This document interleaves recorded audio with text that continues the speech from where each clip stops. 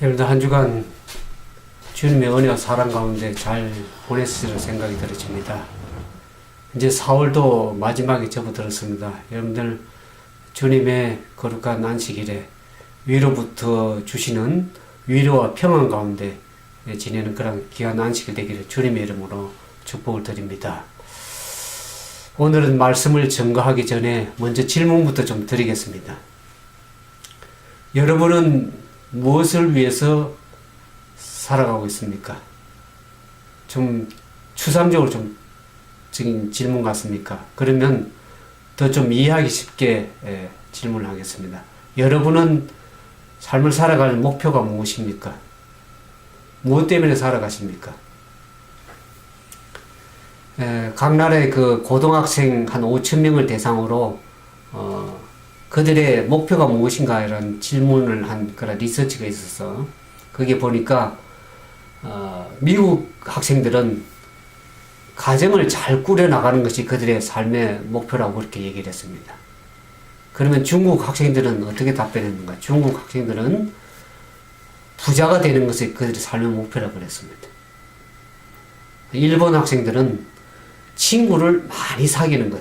저희 페이스북을 이제 요즘에 많이 안 하지만 페이스북을 쭉 한 오랫동안 해왔는데 거기에 많은 사람들이 많은 친구들로부터 이렇게 사귀고 그들로부터 많은 교제를 하고 또 좋은 댓글을 달면 마음이 좀 기뻐지는 것 같습니다. 그래서 많은 친구들 사귀기를 원하는 사람들이 참 많은 것 같습니다. 근데 일본 학생들이 이렇게 친구들을 많이 사귀는 것이 그들의 삶의 목표라고 그렇게 얘기를 했습니다. 근데 이 한국 학생들은 어떤가? 한국 학생들은 자기가 좋아하는 일을 하는 것을 그들의 삶의 목표로 해요. 이 한국은 요즘 인문학에 대한 그전부터 열풍이 좀 풀어서 좀 생각이 조금 좀 진보되는 그런 생각이 아닌가 그런 생각이 들었습니다. 진정으로 자기가 좋아하는 일을 하면 얼마나 좋겠습니까? 그런 삶을 살아가다 보면 그것이 쉽게 되지가 않는 것 같습니다. 그러면 여러분은 오늘 말씀을 듣는 여러분은 무엇을 추구하면서 무엇 때문에 무엇을 목표로 하고 그렇게 살아가고 있습니까?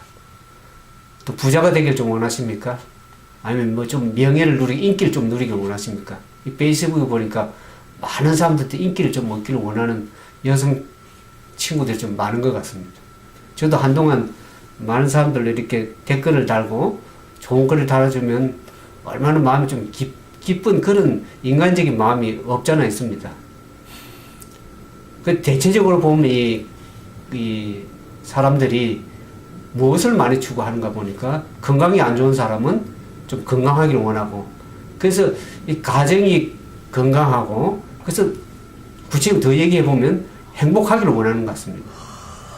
근데 이 참된 제가 이제 이 행복에 대해서 저도 많이 생각을 해보는데 그래서 저희 웹사이트에 이제 처음에는 영원한 행복이라 그랬습니다. 근데 영원한 행복, 우리가 추구하는 이 부를 추구하고 인기를 추구하고 또 건강과 행복을 원하지만은 그것은 우리가 살아가는 일순간에 잠깐이라는 생각을 많이 하게 되었습니다.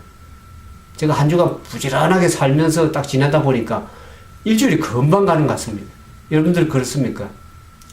그냥 일주일이 그냥 옛날에는 유수와 같다 그랬는데 요즘에는 어떤 분이 얘기는 총알과 같다 그랬습니다. 일주일이 그냥 총알 날라가는 스피드로 그냥 금방 일주일이 되는 거죠. 그렇게 지내다 보니까 우리의 삶이 그냥 사라지는 것 같지만 결국에 가서는 순식간에 날아가고 결국에는 주님 앞에 심판대 앞에 서게 될 날이 분명히 덕과 같이 이 말이라고 성경이 얘기를 하고 있습니다. 그러니까 우리 살아가는 순간은 하나의 일순간 같고 영원한 행복이라는 것을 추구하려고 그러면 영원한 생명을 가져야 되는 것입니다. 결국 예수님을 만날 그날이 우리 앞에 당도할 것이라는 것이죠. 그래서 오늘 영원한 생명을 좀 우리가 좀 가지는 것이 참된 행복을 가지는 것이 아닌가 그런 생각을 제가 해보면서 우리의 믿음이 주님 안에서 영원한 생명, 영생을 얻는 그런 시간이 되기를 진정으로 원하는 것입니다.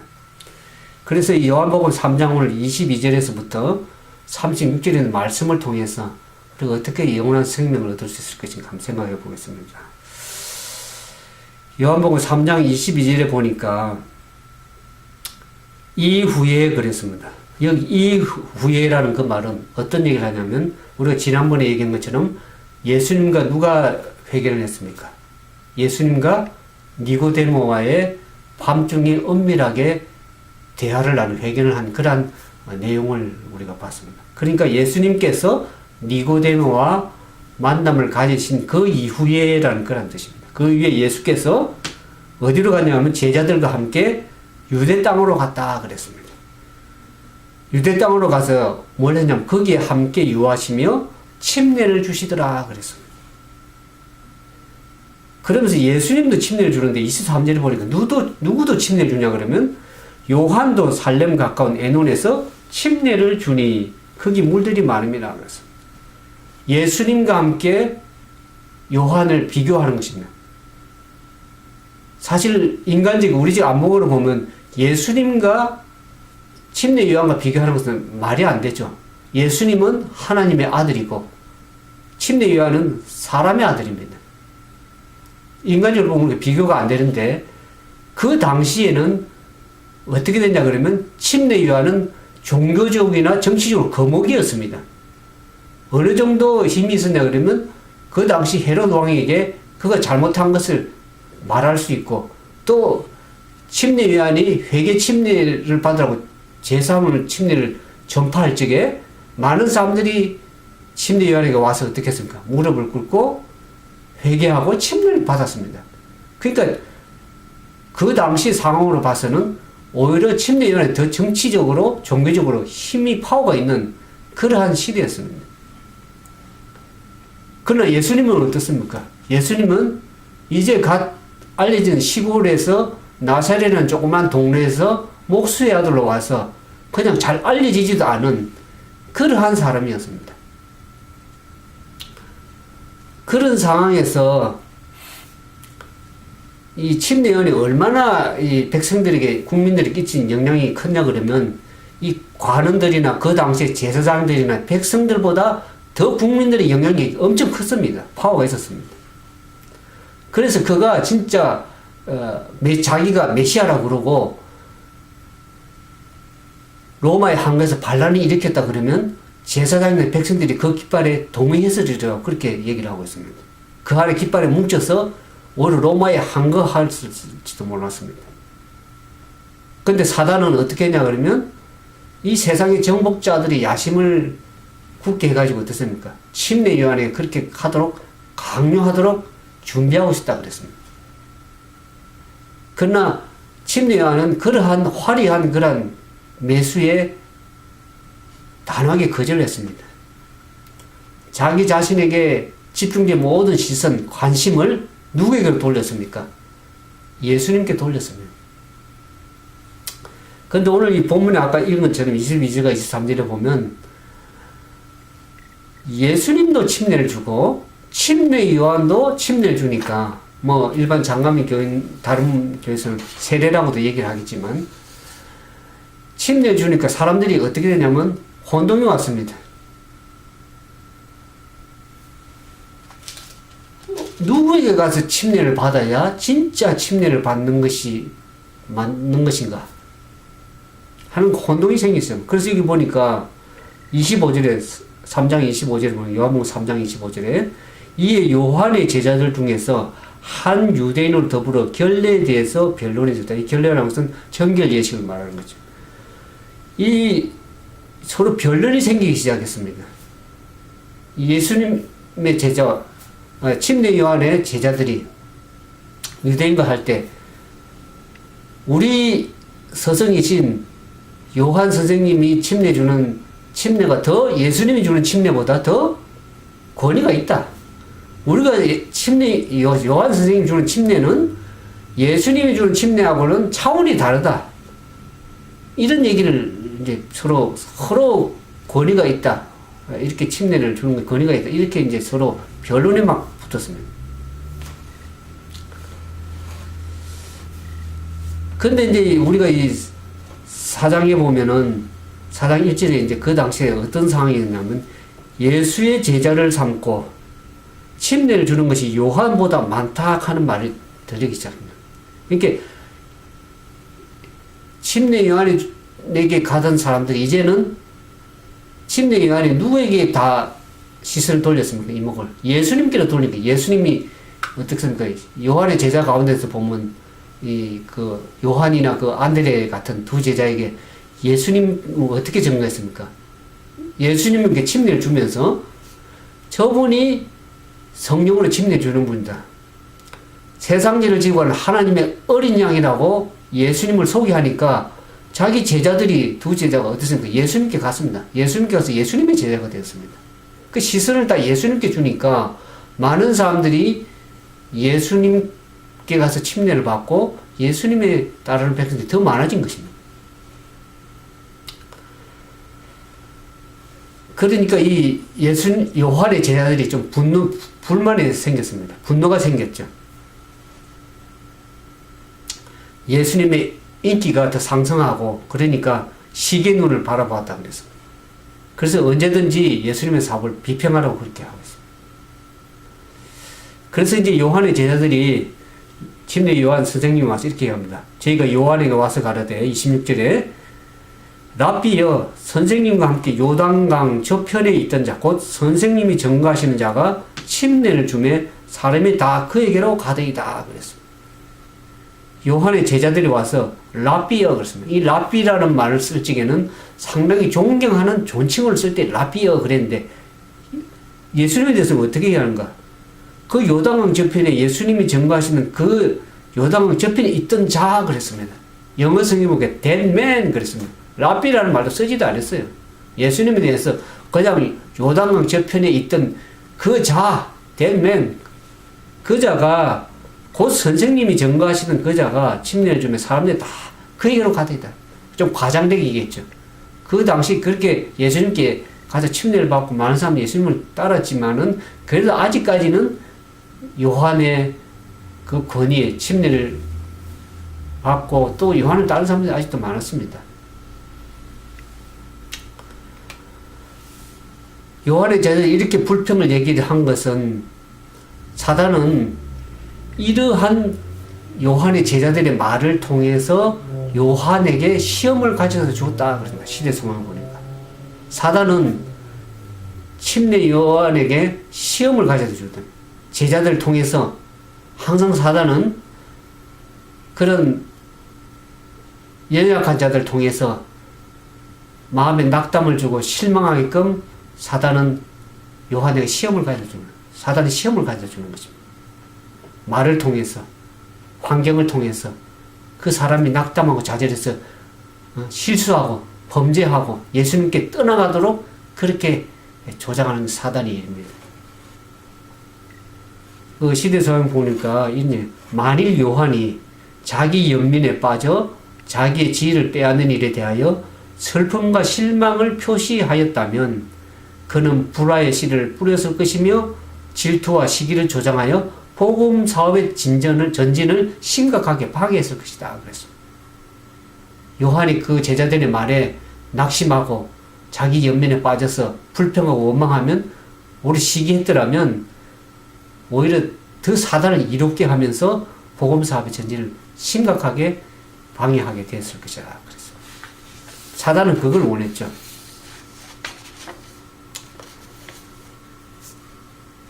근데 그 말에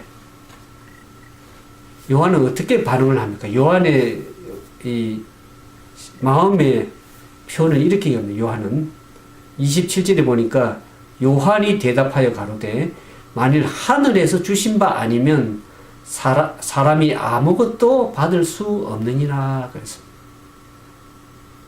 이거는 침례 요한은 믿음으로 하나님의 말씀을 따라서 살아갔기 때문에 그 빛이 말씀대로 이렇게 살아가는 것입니다. 그러니 이런 말이 나오게 되죠.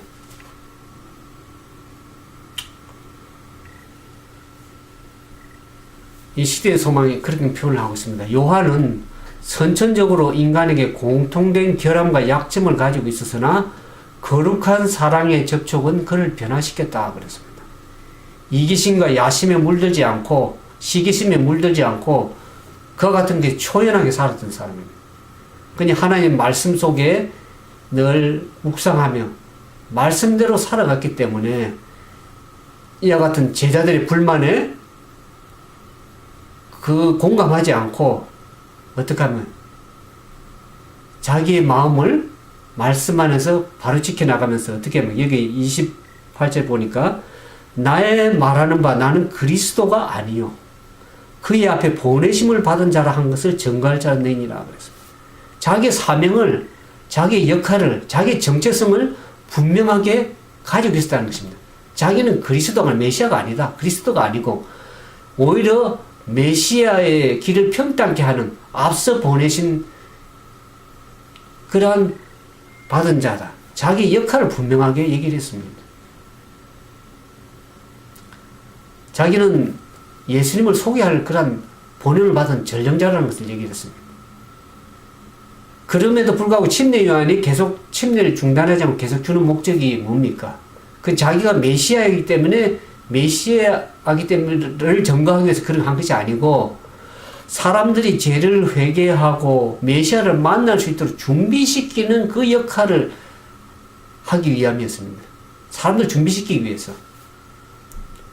그래서 이제는 제자들 너희들이 내가 하는 일 증거할 자는 너희들이 그렇게 해야 된다. 그런 것을 제자들에게 말을 하고 있습니다. 그러나 예수님의 요한의 제자들은 그 자기의 선생님이 가르쳐주는 그 말에 저들은 따르지 동의하지 않았습니다.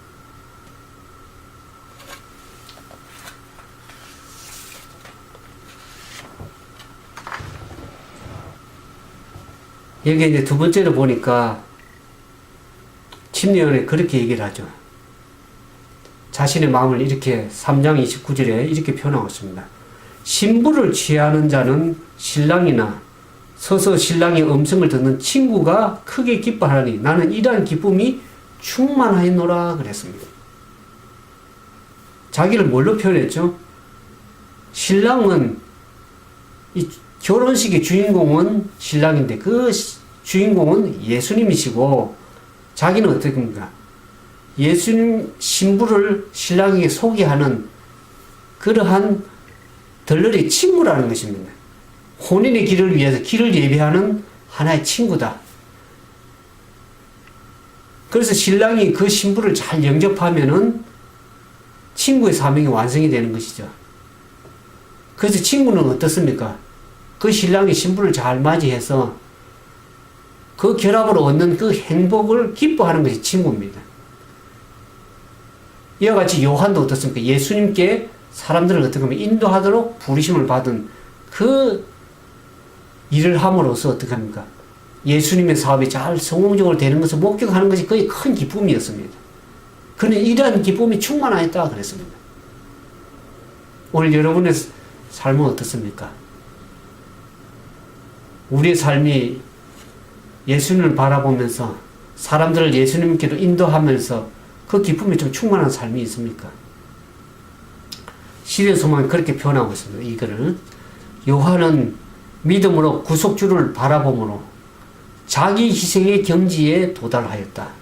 그는 사람의 이목을 자신에게로 이끌려 하지 않고 그들의 생각을 더 높이 끌어올려 하나님의 어린 양을 주시하도록 하였다. 요한 자신은 목소리 곧 광야에 외치는 소리에 불과했다. 이제 그가 침묵과 은퇴를 기꺼이 받아들이는 것은 모든 사람의 눈이 생명의 빛 대신 에게로 향하도록 하기 위함이었다 그랬습니다.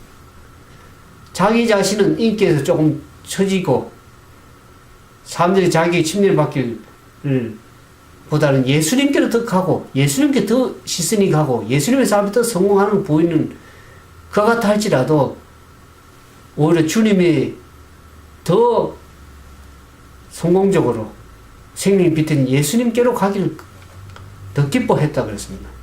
자기는 비록 광야에서 외치는 자의 소리가 될지라도 진정으로 예수님이 높아지는 삶이 되기를 원하십니다. 오늘 저와 여러분의 삶이 우리는 하나의 그런 예수님을 전가하는 도구에 불과합니다. 우리 연약한 인간입니다. 우리의 삶이 예수님께로 향하지 않으면 아무런 가치가 없는 것입니다. 우리의 삶을 통해서 예수님이 더 높아지기를 주님은 원하시는 것입니다. 그 거대한 침례 요한이 그렇다 그러면 부족한 저와 여러분은 얼마나 예수님을 높여야 되겠습니까? 근데 왜 침례 요한은 자기의 명성이 이렇게 점점 사라지고 잊혀져 가는데도 불구하고 왜 전혀 의기소침해지지 않고 이렇게 오히려 더 그것을 기쁘게 생각했는가 하는 것입니다. 그것은 침례 요한은 자신에게 몰려오는 그 사람들에게 자신이 진정한 생명을 줄 수가 없지만은 오직 누구만이 영원한 생명을 줄 수 있습니까? 오직 예수님만이 영원한 생명을 줄 수 있는 분이라는 것을 그가 너무나 잘 알고 있었기 때문에 그는 오히려 기뻐했습니다. 그래서 제가 그래서 요한복음 3장 35절에서 36절에 보면 요한이 그렇게 얘기를 하죠. 아버지께서 아들을 사랑하사 만물을 다 그 손에 주셨으니 아들을 믿는 자에게는 영생이 있고 아들을 순종치 아니하는 자는 영생을 보지 못하고 도리어 하나님의 진노가 그 위에 머물러 있느니라 그랬습니다. 순종하는 자, 하나님의 아들을 믿는 자, 하나님의 말씀에 순종하는 그들에게는 영생이 있는 것입니다. 영원한 생명이 보장되어 있는 것입니다.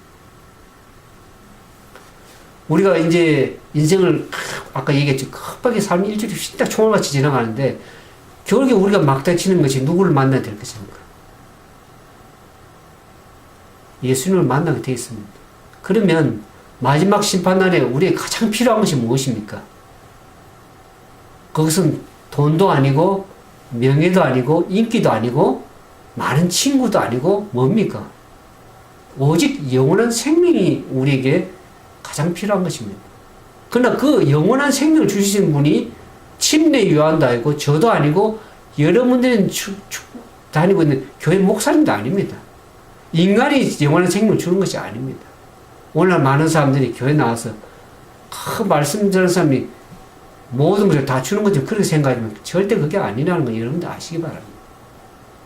영원한 생명을 주실 수 있는 분은 오직 예수 그리스도 그분 한 분뿐이십니다. 침례 요한이 제자들에게 그렇게 자기는 그리스도가 아니고 단지 예수님만이 생명을 주시는 하나님의 아들이라는 것을 증거함에도 불구하고 그들이 어떻습니까? 요한의 제자들은 자신들이 누려왔던 인기, 그냥 평화나 명성 때문에 그 생명이 주님께 가지를 안 했습니다. 침례 요한의 말씀에 그 말씀에 우리 스승님과 함께 있는 것이 좋사옵나이다. 그렇게 얘기하는 것이죠. 우리가 왜 신앙생활을 합니까? 많은 사람들이 사람의 말을 듣기 좋아하고 그냥 사람들이 인기를 받기 좋아하고 안일하게 지내기를 참 좋아합니다. 제가 점검을 해보니까 진정으로 진리를 찾는 사람들은 많지가 않습니다. 진리를 믿는다고 하고 예수님을 믿는다고 하지만 예수님이 자기 마음의 중심보다는 자아가 중심이 되어서 살아가는 사람들이 너무 많습니다. 자기 듣기 좋아하는 얘기만 듣기를 원하고 자기가 바라는 대로 살아가기를 원하는 것입니다. 근데 시대의 소망은 이렇게 얘기했습니다. 하나님의 사자로서 그들의 부르심에 신실한 이들은 자신을 위하여 명예를 구하지 않을 것이다. 자아에 대한 사랑은 그리스도를 위한 사랑에 삼켜질 것이다. 그랬습니다.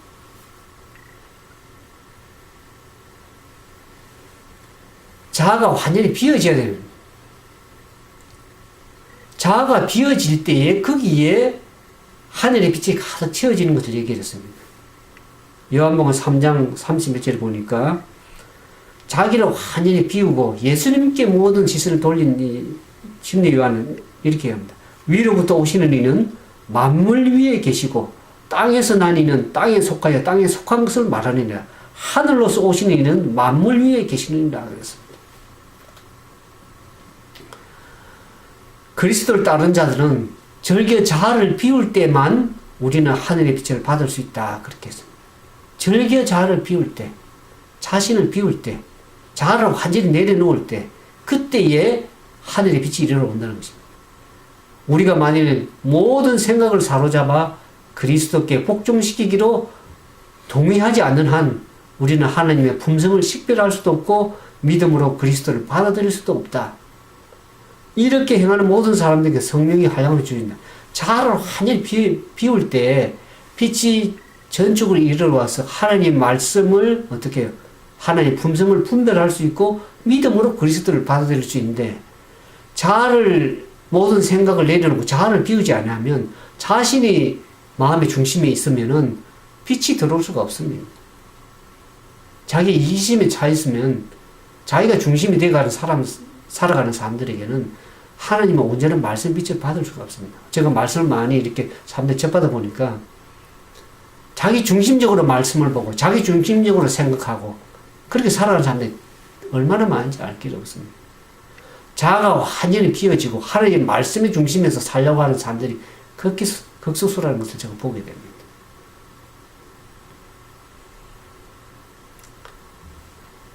모든 사람들이 이렇게 자아가 비어지고 그리스도에 복종할 때 성령이 한량없이 부어지는 것입니다.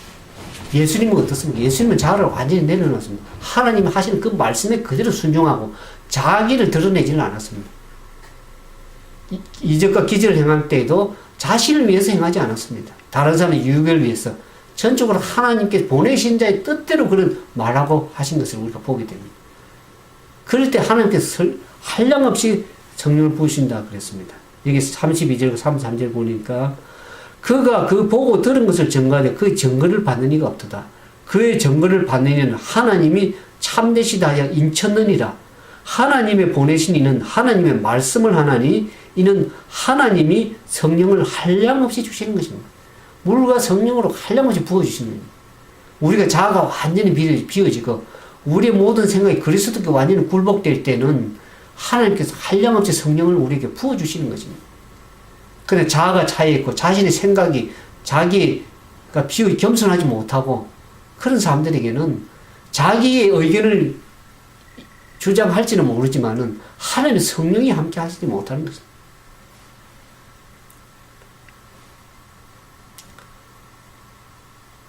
오늘 이게 말씀을 보면서 죄를 정결케 해주는 것이 그리스도의 침례냐 아니면 요한의 침례냐 이렇게 쟁론하는 것은 참으로 무가치한 무용한 일입니다.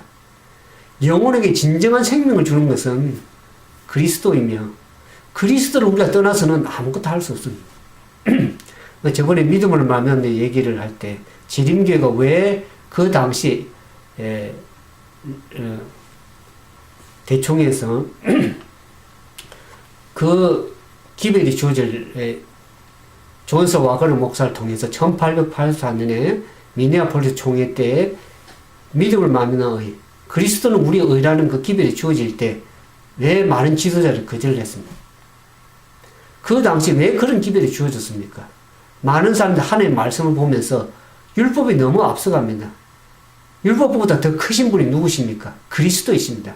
많은 안식일 교인들, 계명을 지킨다고 하는 사람들이 안식일을 높여줄지 모르는데 안식의 주인 되시는 그 예수님을 마음속에 깊이 받아들이지 못하면, 그래서 그 당시에 율법이 때문에 예수님이 가르친 겁니다. 율법이 너무 높여지니까 예수님이 보이지 않는 거예요. 그래서 예수님을 높이기 위한 것입니다. 물론 율법을 우리가 순종하고 율법의 말씀대로 살아가야 되는 것은 중요한 일이고 귀중한 일이지만은 그 율법은 율법의 역할이 뭡니까? 율법은 우리를 정결케 할 수 없습니다. 율법이 우리 죄를 깨닫게 해서 누구에게 가게 합니까? 예수님께로 가게 하는 것입니다. 역할이. 그러니까 우리는 결국에 율법을 통해서 누구에게 가야 되는 것입니다. 예수님께 가야 되는 것이죠. 그리스도를 떠나서는 어떤 예식을 한다 하더라도 침례와 마찬가지, 다른 예식도 마찬가지지만 그것은 하나의 무가치한 형식에 지나지 않는다는 것입니다. 우리가 그리스도를 우리 마음 중심을 모시고 그리스도께 모든 생각을 내려놓지 않으면 우리 하는 행동이 결국 나 자신을 더 높이는, 율법을 전가한다고 하지만 자신을 높이는 일을 많이 할 때가 많습니다. 그 당시에 보면 이 제사장과 랍비들은 사람들이 이제 지난번에 얘기했죠. 사람들이 회당을 떠나서 광야에서 침례를 외치는 그 소리에 사람들이 모여서 회개하고 침례를 받는 것을 보고 요한의 가마를 시기했습니다. 제사장들 랍비들이. 그럴 뿐만 아니라 또한 이제 예수님이 오셔서 예수님께서 훨씬 더 큰 능력을 가지고 군중들을 이끄실 때에도 이스라엘의 지도자들은 어떡합니까? 요한이 그렇게 여기 30절에 유명한 말을 했죠. 진리는. 그는 흥하여야 하겠고, 나는 쉬어야 하리라는 그와 같은 그렇게 말하기를 저들은 원하지는 않았습니다. 예수님이 높여지는 것을 원치 않았어요. 침례 요한이 광야에서 외쳐서 높여지는 걸 얘기할 때도 저들은 시기하고 질투했지만은 이제 예수님이 와서 예수님께서 큰 능력을 가지고 회개 침례를 전파하고 하나님 나라 가까웠다고 증거할 때도 저들은 어떻습니까? 자신들이 쉬어지고 예수님이 높아지기를 저들은 원하지는 않았습니다. 오히려 저들은 어떻습니까? 당신의 요한의 제자와 예수님의 제자들이 사이에 분열을 일으키기 위해서 온갖 노력을 할 것을 예수님께서 아셨습니다. 여기 보니까 이 요한복음 4장 3절에 4장 1절부터 이렇게 씁니다. 예수의 제자를 삼고 침례를 주는 것이 요한보다 많다 하는 말을 바리새인들이 들은 줄을 누가 아신지라? 예수님께서 아신지라. 그래서 3절에 보니까 유다를 떠나 다시 갈릴리로 가실세 그랬습니다. 왜 예수님께서 유대를 떠날 수밖에 없었는가? 시대서만 그렇게 표현하고 있습니다. 예수님께서는 그리스도께서 일찍이 세상에 파송된 선지자 중에서 가장 위대한 선지자 하나를 휩쓸어갈 폭풍이 모여드는 것을 알고 계셨다 그랬습니다.